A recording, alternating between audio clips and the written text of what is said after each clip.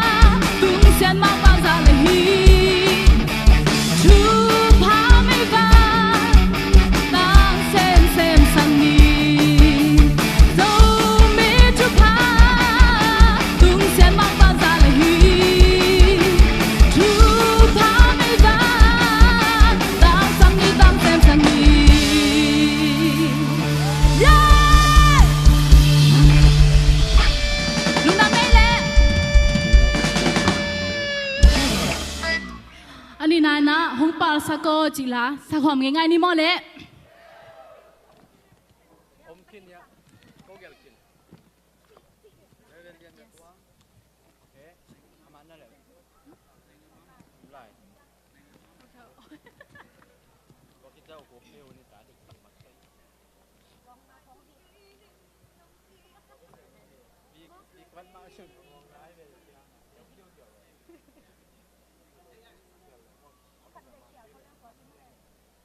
Lai phải hồi tôi nó phát hiện.